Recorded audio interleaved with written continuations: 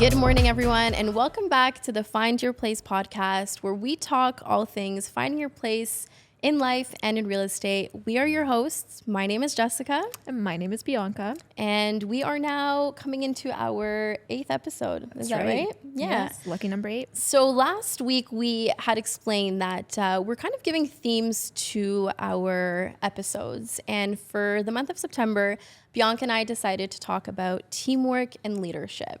So we discussed what it would take to be a good leader, how to find the right leader, and how to know if you're in the right place based on your values and the things that you commend in a leader.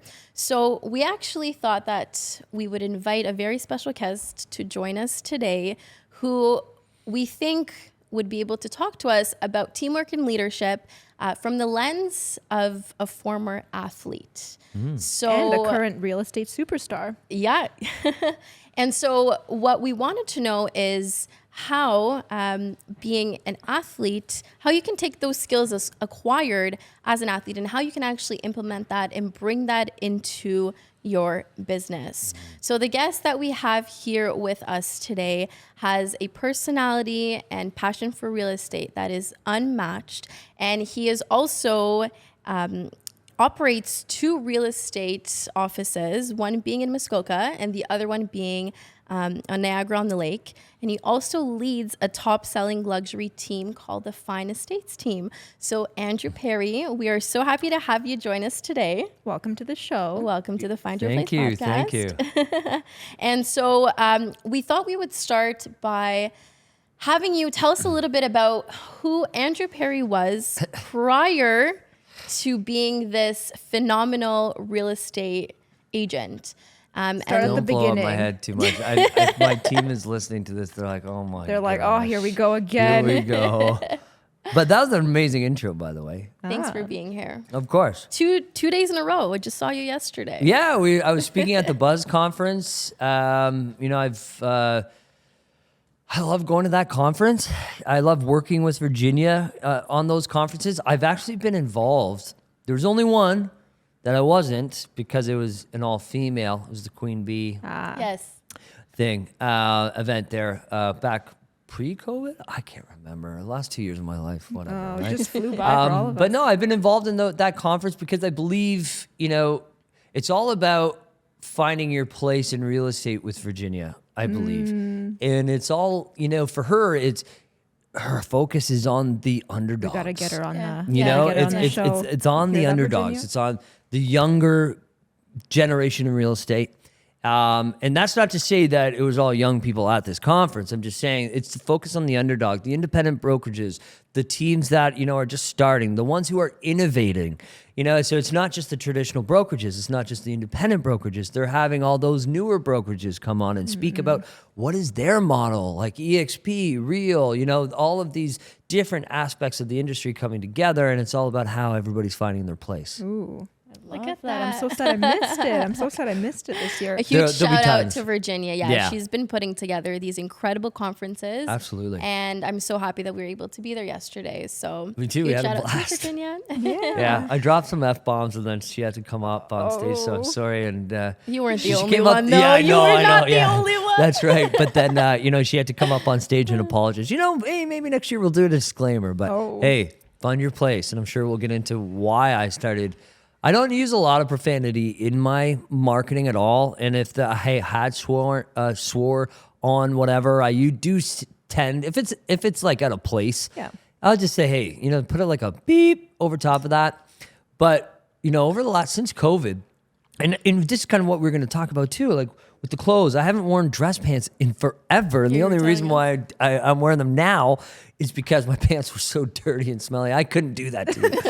But anyways, so yeah, right. I have a team all of women except for Peter. Yeah. So I understand, personal hygiene, smelling good, being a gentleman is important.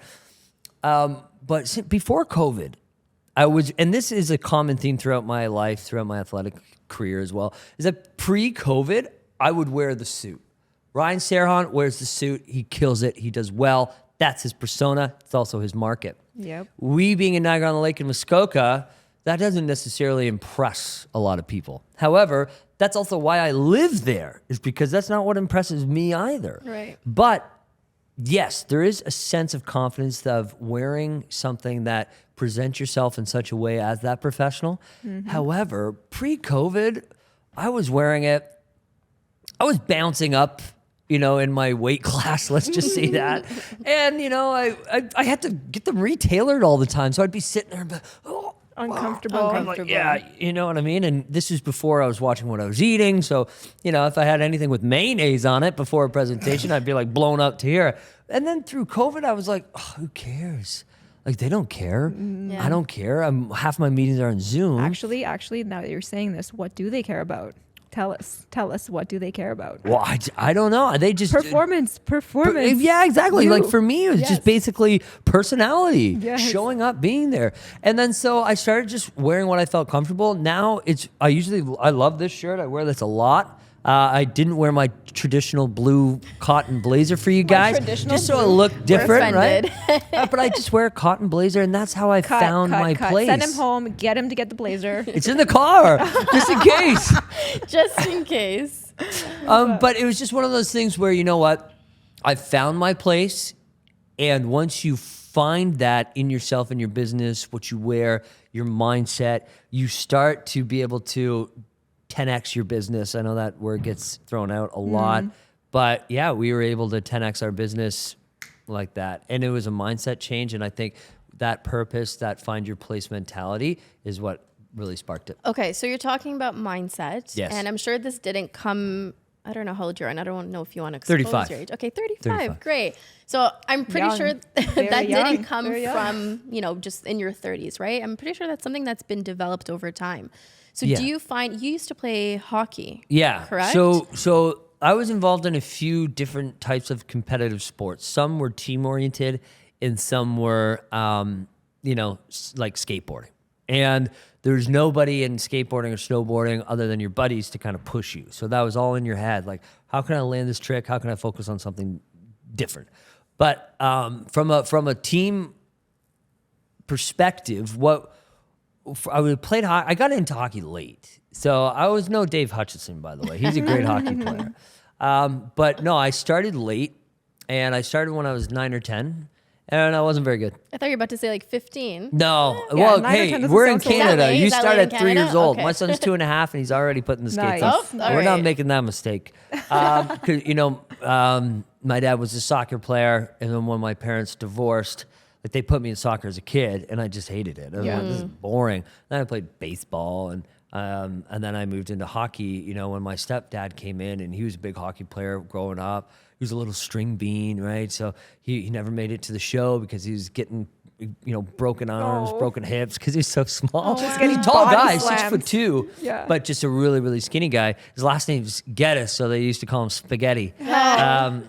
Anyways, so what I learned from a very young age is that I hated hockey and I hated sports because I was no good at it. However, as the years developed and people pushed me a little harder, I pushed myself a little harder, I started to understand, that it wasn't necessarily about how good I was, but how good I could be in terms a part of a team from that standpoint. So how do I fit into the team, and how does my skills complement the other players? I was listening to a Jim Rohn podcast on the way here, Best. and what he was saying it goes really well with what Andrew just said. It's not necessarily what you're doing, and it's not what you're spending, and it's not what you're failing at. It's what you're becoming. So the value is not in anything. It's not in the loss, the win, the teamwork. It's in what you are becoming and what that makes you. So, And what I like about that, and I had this conversation with our videographer on the way to the buzz, is that because he's not even 19 yet. Turns Oh, 19. wow. I know, right? Crazy. Is this Sam. Sam? Sam. We love Sam. Yeah, great Shout out kid. to Sam. High energy. So Sam, he's like, I don't know. I'm never, like when I was in grade 9, I wanted to make $10,000 a month. By grade 12, I was making $10,000 a month. He's like, I'm just not happy. I need to grow. I'm like, okay, now you're learning. Because I never understood it. People around me don't understand it. Right. But it's not what you have. It's where you're going and what you're to become. And for me, that's never achieved. Yeah, you're stretching yourself. You're expanding who you are. Exactly. Constantly. By That's the where it time is. I've achieved what I set out to achieve, my goals are different. Yeah. But that's the incredible thing about where we are in our journeys, right? And if you stop at that point, I feel like you don't end up growing and progressing as a person. So before you got into real estate, you were also in sales. Yes. Oh, Yes. Tell us a little bit about that, because I know that those skills carried over. That's And where we I met heard our you were- mutual friend. Yes, I heard Jennifer, you. by the way. I heard you were very, very, very good at that too. So, Yeah. So I love this because I talk about this on a lot of podcasts. However, where the direction of this theme, right? So team-oriented sports. How did that relate into my sales career at LA Fitness? It was so team-oriented. It wasn't like, okay, did we try to push each other to beat them to that walk-in? Yeah, of course. There's some competition there. However, it was a beautiful balance between the general manager of sales, the general manager of operations, and how we all work together to run a beautiful club, have great events, have a good client experience. And that's exactly what I do with my team now. I hired a director of operations. I hired a VP of sales. And that model of, okay, it's the same thing in sports where you are on forward. You are on defense. You have offensive plays, you have defensive plays, you protect the goalie, you go hard on a breakaway. There's different avenues for different situations, and everybody's focused on their one particular skill set. Their zone of that's genius. how, success happens, is when daily, those small things done leads to something that is bigger than hopefully what you've expected. Wow. So in his position, I would say that it really wasn't the kind of player that he was, but the kind of coach he'd become. Yes. So I'm no longer Sidney Crosby. I'm not even a coach. I would say I'm more like the Brendan Shanahan of the Toronto Maple Leafs. I'm more of the president or the general manager of the whole organization. Yep. Where Andrea, the director of ops, is the coach. Crystal Simons, the VP of sales, is the coach. One is the defensive. Well, I guess that's football. I don't really know football that well. One's a defensive coach and one's a defensive coach. You have that in hockey too. But so yeah, I'm not even the captain. I'm not even the player. Yep. I'm the person who's Overseeing. picking those positions. Okay. So then what's your, I'm so sorry for interrupting you twice now. I feel like you were going to say That's something. okay. No, I just wanted Tell to us. ask, which skills then would you say, if you had to name at least 3 skills that you think you've been able to take away from playing all the sports, not just hockey, it could be anything that you've played, even skateboarding. What are some skills that you were able to actually implement into your current business practices right now? Like how it carries over. Yes. Yeah. So let's talk about skateboarding. And I still skateboard to this day. I had a Nice. 10-year stint where I didn't pick up a board. Gabe, my wife, was like, "You're not getting on." She's Italian, right? So she's like, "You're not getting. Italian. You're not getting on the skateboard. You don't embarrass me." Right? And, she's always, every time I walk out the like house, her. that's what she says. Don't embarrass me. It's really weird. Must be something she got a lot when she It's was an growing up. I don't Italian know. thing. It's an Italian thing. So, even to this day, I still go through it. I'm like, man, I'm not leaving the park until I land this fakie heel flip or something. And I had that all the time as a kid. And, sometimes would I lose it and smash my board? Yeah, that's a part of life. But did I always get back? Even if my ankles were hurting, my knees were swollen, and this is at 35 years old trying to pick up a skateboard again, I would still get back on it until I completed that goal. And so that's a skill set that that translates into my business all the time. We try things, we fail forward, and we don't give up until the task is accomplished. So that is certainly something. But in terms of, let's go back into hockey or team sports, where if you're not promoting from within, if you're not giving responsibilities to certain team members, I know in some team sports, it's a little bit different, especially in basketball. You always want that star player who gets the 30, 40 points per game. You give them the ball every single time. Steph Curry, LeBron James. However, in hockey, it is a little bit different. You have multiple star players that can take shots from basically anywhere. And, we like to use that mentality in our team where, hey, all right, Paige, it's your turn. Your go time. Hey, Maria, you did very well on that deal. I want you to take the next listing appointment. Or, hey, Andrea, great work at this. At everything, Andrea. At everything. Andrea, just everything. There you go. Okay. Exactly. At everything, how can we incentivize you to take on more responsibility that eventually, build rising tides floats all boats. So how can we raise the mentality, the motivation of the entire team so that we all act as one? And my question to you then is, because you're doing so many things, right? You are just all over. Dance classes? Are you doing dance? I know. Dancing with the what's so that? commendable. Cannot wait to see the Tell outcome everyone of about that. this. Yeah. So what I was talking about at the Buzz Conference was how to leverage media and PR. Some of it's free, some of it's paid. I'm a true believer that you pay to play and then you get paid to play. Yep. But at the same time, I do think there's some value in taking these chances, in taking these risks. And again, before Dancing is a risk, everyone. Apparently. Yeah, well, I knew that. I learned that. And then again, Gabe said the same thing. Says Don't the, embarrass us. ballroom salsa champion over here. Right? Well, it is difficult, so I commend you. Yeah. But I took that opportunity, and I take these other opportunities because, for one, it makes me feel uncomfortable. It's a new opportunity to meet new people, and it kind of helps put the brand out there a little bit more. Do we love doing charity? Absolutely. Have I ever danced before? I've done a couple of headstands at our Revel Christmas parties. I've seen them. Yes, right? So I got a little encouragement, well, a lot of encouragement from our brokerage, obviously, but that was the one thing. They said, maybe leave the headstands out of it. Yeah. I think you guys actually had one of the companies that I danced for. At the Revel party the last Christmas, or maybe two Yes. Christmases ago. Yeah. Yes, so Yeah. we have massive dance parties, and just to give Dancing with the Stars for Easter Seals a quick shout out as well, is that this charity is really close to Revel's heart as well as mine, and it's for children with disabilities who still want to go and live their life. So, all the money is donated for them, a certain amount of children to go to the camp. Some of them, the money gets put towards a new wheelchair or something a prosthetic arm, something that allows them to get out there, enjoy their life.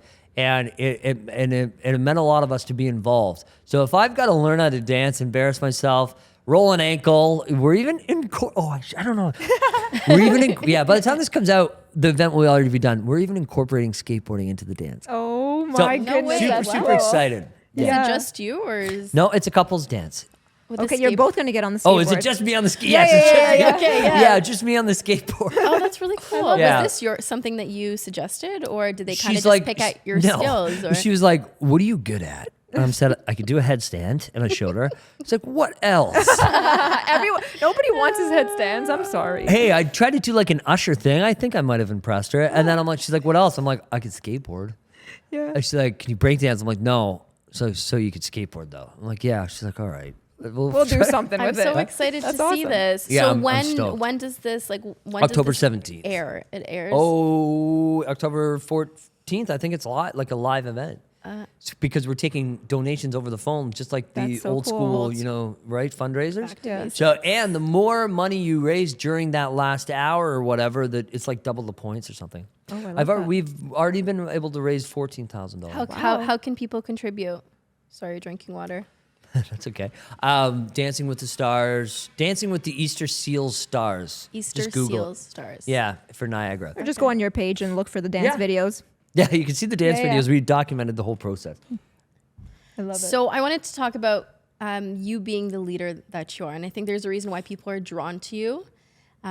So in terms of developing your skills as a leader, are there certain things that you're kind of resorting to? Do you have certain mentors that are guiding you? Are you reading certain books? Are you listening to certain podcasts? How are you developing as a leader as you go along? Because you're fairly young, but you've achieved some incredible heights. Well, thanks. And you know what? It was a lot in such a short amount of time.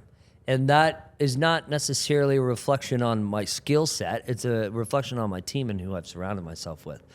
Because it wasn't always that way. And we can get into that later too. But so for me, it was my mentor, Ryan Saravelli, who is the owner of Revel Realty. He's been very instrumental, and Nikki as well, obviously. They're both They're incredible both humans. incredible. But, Ryan was first where, because we were kind of working together, and then Nikki got more involved as the kids were older in the brokerage. And now it's like me and Nikki. I like barely talk to Ryan anymore because, Nikki's just done such an amazing job. But, they're my mentors. They're who I can call instantly and just say, hey, I'm working this problem out with my admin, or I'm working this problem out with my team, or such and such, or I've got this blah, blah, blah, blah. Whatever it is, they can help me out.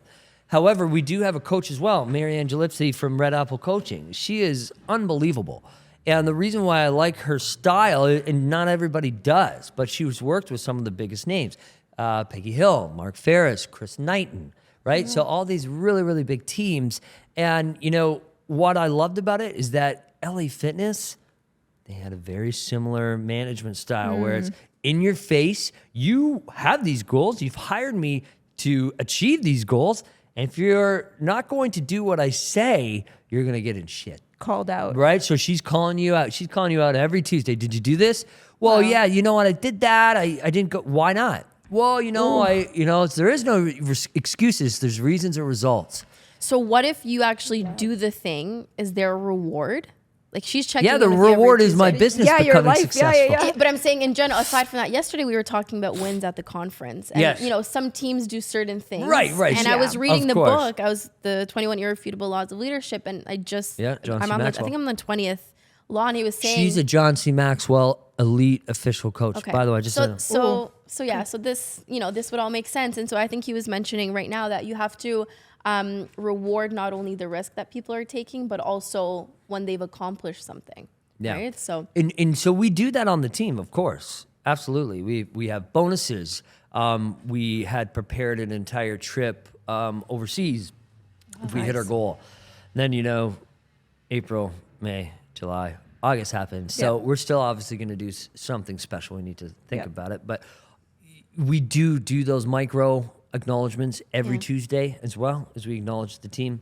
From my standpoint, I don't need that. I get enough acknowledgement by coming on these podcasts, by doing the speakers circuit, by having my DMs light up after every talk. And I love it. And that's where I get the pat on the back. That's how I feel good. I don't need Marianne to say, okay, great job. Here's, whatever. I don't need that. She's there to help me succeed, and that's what we're doing, and she's done her job. So what are some of the struggles then? So from LA Fitness to here, what would you say if you were to help someone avoid some failures that you had to come across, other than sort of like handing out the tasks to the appropriate person? Outside of that, what's something that you're like, crap, I'd like to do this better? Hold on, Andrew, before you jump into that, when did you get licensed? You've been in the business for... Okay. Officially? Yes. December 2016. However, that doesn't count. Come on. New realtor starting in Christmas, January 1st, 2017. Okay. Already. 2017. Yeah. Okay. So what's that, 5 years? So I'm almost completed a full 5 years. Wow. Huge round of applause. You've done amazing things. Thanks. I appreciate it. It was a struggle to get here. So you were talking about... Talking about just some of the... What I do differently. Some of the harder things that you came across and that you sort of failed at in a way that you realized you're not good at or you don't want to do, or So that's an easy one for me, especially when you've positioned it that way. Because number one was time management in my first year. So my advice is to, gets brought up all the time. Success leaves clues. You don't need to reinvent the wheel. That Ryan Saravelli talked about this at his talk yesterday. You put, a play run by Michael Jordan, the same play run by Kobe Bryant, you can literally match every single move. I didn't do that. I did the exact opposite. I said, screw this guy. I'm going to do my own thing. And to an extent, that does work. But when you're trying to run a business, sales, basics, back to basics, that's all you need to do in order to succeed. So having said that, join a brokerage that offers support, mentorship, training, or join a friggin' team. That was my mistake. I didn't join a team. And I did $117,000 in my first year in a market where I knew fucking nobody, right? However, I wasted so much time researching what's the best lead generation, what is the best marketing source, what's the new shiny object I can use to attract leads. I'll tell you, none of those do shit for your business, especially in your first year, unless you're working with somebody to teach you what programs are the best, how to use them, scripts and dialogues, etc. So how do you overcome the hardships that I had to go through, is especially for time management and, really focus on prospecting, is to join a team, join a brokerage with that type of support. The split does not matter. Replay that, rewind, whatever you need to do in editing. Say it again. The split does not matter. 100% of nothing is nothing. Yep. 80, 70%, 50. even 50 for teams, right? All my teams are 50-50. Yeah. That is something. I would rather do 50 deals a year than do 4 or 5 out of 100%. So how do people know that they're coming into the right team? Because That's a good question. last week we spoke about this, and I was saying, that's I tough, wish there man. was a trial phase where That's you could tough. just test it out. How do you know that you're going to the right place? What are some things that people, or questions maybe that people should pose? It's like deep dive creeps on Instagram. So here's a really cool misconception as well, is that, mentors will tell you they're not interviewing you, you're interviewing them. That is true. And especially for brokerages, you are interviewing them. But on a team, if you came into that mentality, I would certainly respect you more. However, the team leaders are running a business. They are interviewing you. So just keep that in mind. But what I would suggest is that you look at the teams that, a really, really large team, that might fit you because they have the systems. They do 1,000 deals a year. They've got the systems to help you. Are you just going to be a number? I don't know, because I don't know that particular team. Right. Have I heard that some large teams consider you a number? Yes. Have I heard of some large teams treat you as a family member? Yes. Do I think some small teams do a better job at that? Yes. Do I also think that small teams don't know what the hell they're doing? Yes, because I was that small team and I didn't know what I was doing and I lost everybody. Right? So wait. Talk about that. So what is it that you did that happened? I was unprepared. Yeah. I didn't have the financing. My average cost to hold a team member is $72,000. Yeah. So if you're not making over $80,000, then we're in trouble. And that's the buffer zone is what I'm talking. I'm not even talking about the bare minimum. That's like how I don't go out of business. You need to do 80K. Or we can't work together. That's all I could say, right? Yeah. And again, it's from a business standpoint. But no, I lost those team members. I lost the entire team because I tried to grow so fast. I tried to take on all 3 people were brand new. And then, because I had a lot of leads, but nothing, was getting serviced, and they tried their hardest, but there was nothing, the pipeline wasn't getting fulfilled, and we just couldn't keep up. They need to have a lot of access to you, right? Yes. So it's like, that's and we a tough also didn't thing, have the systems. right? So with no systems, and you're doing your own lead gen and your own work, and now you have 4 other agents calling you, texting you, messaging you, and then of course. Exactly. But hey, if you're joining a team, and let's just use my experience, so I don't have to say any names. So I joined Revel when Revel was very small. I joined Revel because I thought I was going to be able to work with Ryan as close as possible. That's not how it works, okay? When I joined, do I still work with Ryan day to day? Will he answer my calls? 100%. He's there to support us. Yeah. But he has his own family, his own business to run. Yeah. He's not even, it wasn't even a team, it's a brokerage. Yeah. So it's the same thing. Don't join a team because you think you're going to be best buddies with the team leader. If that makes sense. Say that again. I don't join a team because you think you're going to be best buddies with the team leader. It doesn't work That's that a way. great thing, but at the same time, Will it happen? Will you be closer with them? Absolutely. But to expect to be their number 2, for one, that's possible, but you got to work at it for one. So it seems like you've mentioned systems, and so would you say that would be one of the guiding factors, one of the reasons why someone would maybe consider one team over another if their systems are Correct. there? Yeah, right? So the systems can be anything from training. What do you do when you get a lead? What do you do when you get a listing? Who's uploading that paperwork? Who's doing the photos? Who is then sending the feedback from the showings? Is it you? Is it the admin? Who's connecting or confirming appointments? Excuse me. And then who is, just running the meetings? Who's doing this? What are the processes in place to handle the business growth that you need? And if the team doesn't have that, you can't grow. You can only grow as far as the company grows. And once you've outgrown them, then it's time to start your own or move on. Got it. Or, this is what I do. If you're getting to that point, ask for a promotion. Ask to go to another market. Ask to open your own branch of that team, if it jives with you, of course. If you're outgrowing them that quickly because they don't have the systems in place, then maybe it's time to move on. How soon did you start your own team? Oh, shit. So I have very, very big goals. I've always had very big goals. When I was younger, I wanted to be a signed singer. I accomplished it. I wanted to be in a band. I wanted to be famous. Then I wanted to be a millionaire. Then I wanted to buy a house. Then I wanted to buy many houses. I've accomplished all of those. And that's not enough. And I have these really, really, really big goals. And I just think that it's having these goals and sticking to them is just one of the most important things, I think. So you're driven essentially by these goals that you're continuously setting for yourself. Right, but when did you start the team? I'm going to go back to that. Oh, shit. Yeah. Okay, yeah. So one of my goals was in my first year was within my first year, but during my first year, my goal was to think about how amazing it would be to have a team, because teams were just coming out. They were sexy. They were stylish. People were doing good. Yeah. Photo And, shoots. people were selling a lot of real estate. And I moved up the ranks at LA Fitness really, really quick. And I wanted to do that in real estate as well. I thought I could lead a sales team of realtors the way I led the sales team of LA Fitness. So I started the team in my second year.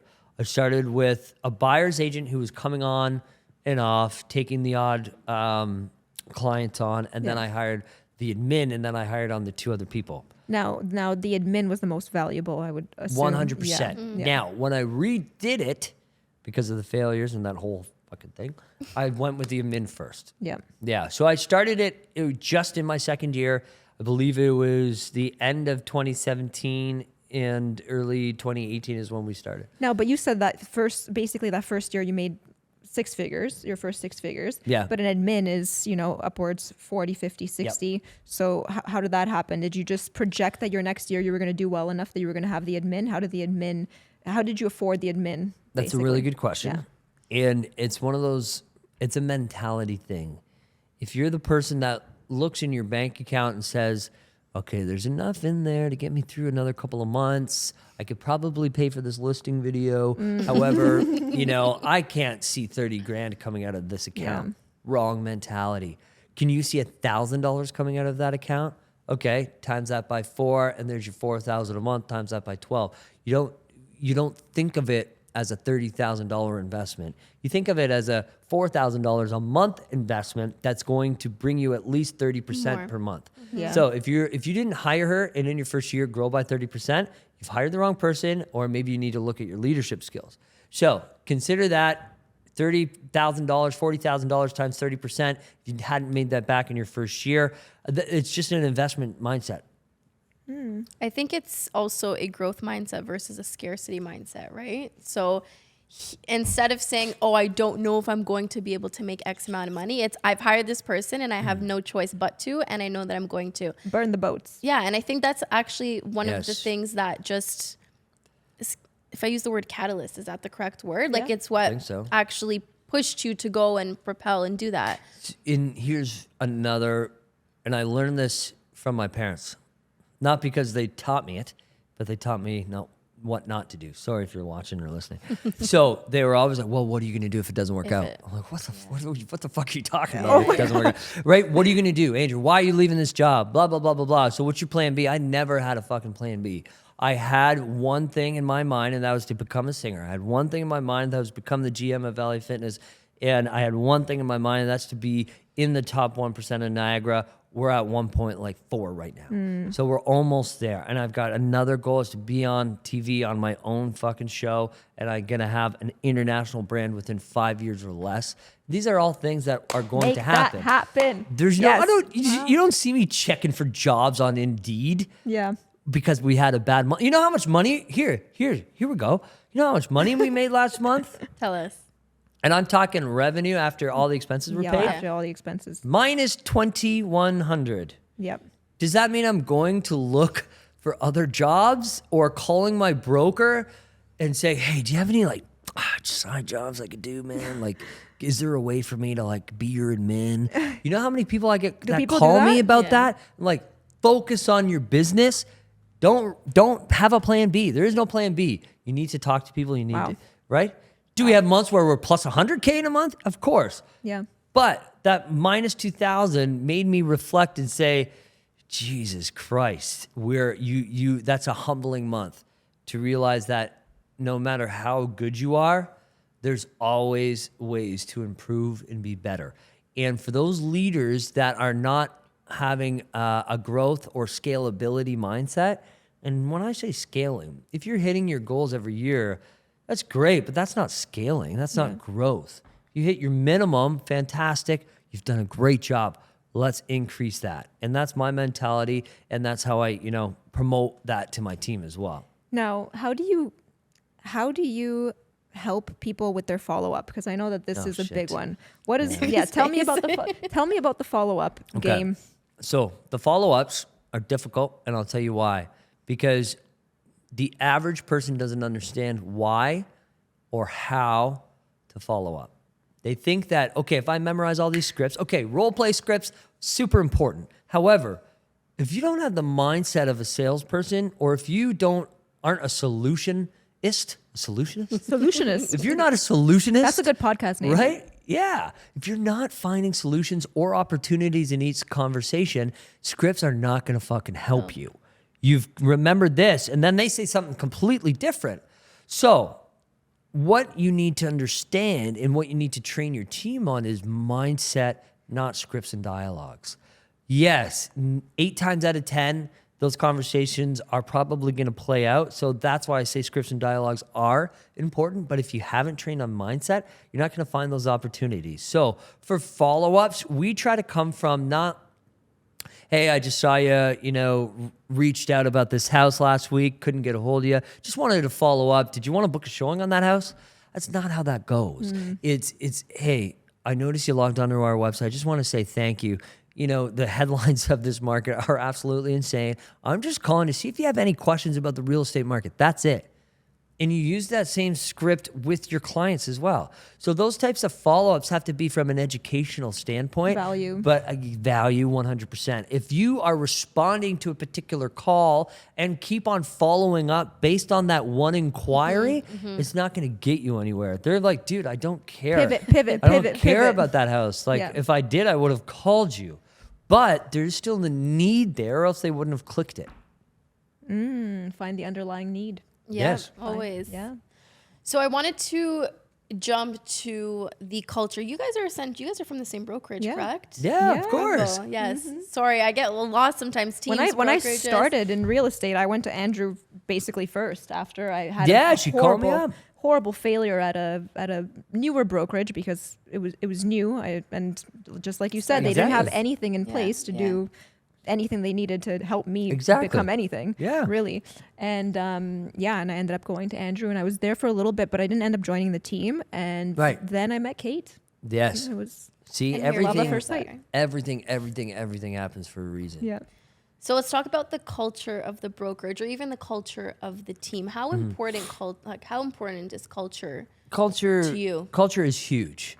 Now, obviously, I love talking about Revel. I love promoting Revel. It's part of my job at Revel. And, I didn't get that job because I applied for it. I mean, I kind of created the job, to be honest with you. And I don't even think the office was was finished being built yet. no, Yeah. it when I wasn't. came by. Yeah. Right? And it's so the culture at Revel is that could we have 10,000 agents right now? Probably. Especially with my clothing, right? I'm just joking. But the thing is that we recruit, but we recruit through branding. We just do our own thing and we attract people. So the culture, when people walk through, they're like, what's the split? I'm like, okay, well, look, here's their splits. But the most important thing is we have parties, we acknowledgement. Our parties are The so first well thing known. is we have parties. Yes.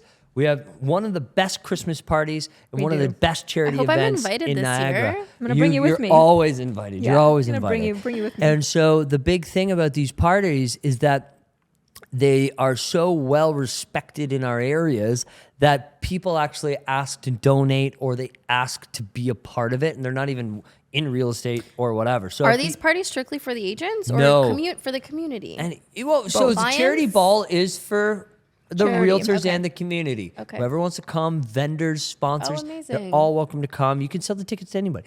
However, the Christmas parties are most specialized. We want to reward, but does everybody bring a friend or a potential recruit? Yes. Absolutely, and that's not mostly because we haven't asked them. They say, hey man, bring me to one of those client parties. Yeah. Absolutely.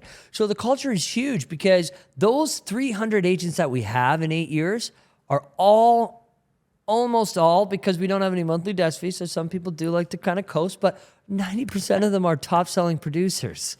Right? So would you rather have 10,000 agents that sell 1, 2, 5 houses or 300 agents that are selling 10, 15, 20, 100? Yep. And the culture builds that. Without culture, we might not see those 300 agents every day, but they know that if they need somebody or help or, in regards to marketing or questions or whatever, we answer our phones almost instantly. I have to say that the training at Revel is extraordinary. It's very, very good. The Tell me systems more. are great.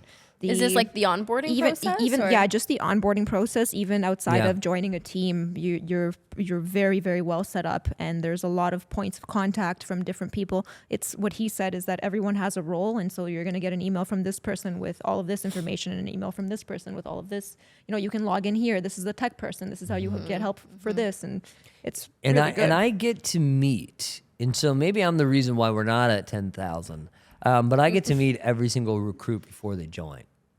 Some people do go, direct and they just say, hey, I want to sign up. Yeah. But I meet as the director of recruitment with every single realtor This is for those 2 offices? for the entire brokerage. Wow. So I was looking online. You guys also have offices in Barrie? Or Yeah, no? so we have There's- 21 offices. I don't know if we're allowed to. And you're say meeting with everyone? Yeah. Wow. Yeah. And I'm also in charge of, opening new offices as well, finding those leaders that want to foster the same type of culture that we've fostered all these years in a new market. Right. And I love doing it. I mean, I tried to get out of it once. I'm like, right, Nikki, do you mind if I just focus on the leader revolution aspects, the people that want to, you know what, Andrew?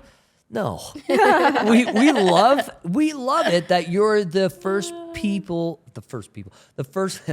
of contact. Yeah, I'm not a Yeah. he, they thing. I'm sorry, but I'm the point of contact where that face is the first impression you're going to see, that attitude, that positivity, and that explanation every time.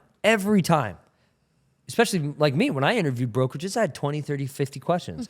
Every time after the end of each interview, they say, I'm like, do you have any questions? I'm like, no, you've answered every single one of them. Right. And that's just to show you that we've put the time, energy, and focus into building these systems and culture that it reflects on every single person that you talk to at the brokerage. You actually have to be very careful with good brokerages with great systems, because then you start having, shady dealings where you have an agent join the team to get some systems, and then There are Right. none. Well, you know what? No, but there's this email floating around, and yeah, it's great that we're getting these fake emails about our brokerage now. It means we're making a dent. What's going on? Oh, we had an email saying, hey, Revel charges you $2,500 to break your contract. We're like, yeah, we know. It's right in the contract. There's nothing new about that. But Yeah. here's the thing. If And you're if leaving you're the an brokerage, then agent, you're most likely getting that $2,500 in value out of it, because Right. we've taken all the information, all the innovation. We subsidize all of our marketing and all of our technologies to force people to want to take those opportunities in marketing. Because when I first started, people were still taking photos with their, cell phone and stuff like that, Yeah. right? So now it's standard. You have to use a professional photographer. Now we're offering podcasts, we're offering graphic design, branding, wow. logos, right? So it's one of these brokerages where, okay, I don't have any money, I'm a new realtor. Okay, book yourself a branding video, charge it to your account. It comes off your account It when you does. get paid. Yeah. That's incredible. And that's all the listing and photos. We're the only brokerage to have a media program within our software in our back end. You go in, you book your date, book your place, and you Automatically don't pay confirm. anything until Yeah. after. So essentially what it does is it removes all of the hows for those new agents who are like, how do I go? Hey. I want to do this, but I don't have the funds. And what did I say earlier when you say, what advice would I give to a first year? Avoid the mistake of wasting time. Right. Yeah. I like to say this, Revel takes the guesswork out of real estate in your first year Yeah. because you don't have to worry about all that crap. We've done it for you. We work with the best. Here it is. And so it's about quality for us. And I didn't know this was going to be a huge Revel commercial. I'll send you Yeah, the bill, yeah. Ryan. But you know what I mean? It's a really reflection of my own team and how from the top down, your mindset, your culture really affects everybody else. To be honest, the other part of working for Revel, period, on forget even the amazing people. Don't forget them, but yeah, Don't the forget them. amazing people. But the like Ryan and Nikki? Oh my gosh. Like I literally love her. I didn't even know who she was. And I met her at the Revel, one of the Revel parties on Niagara on the Lake. And I just like went up to her and I was like, wow, you're like a smoke show. She's And beautiful.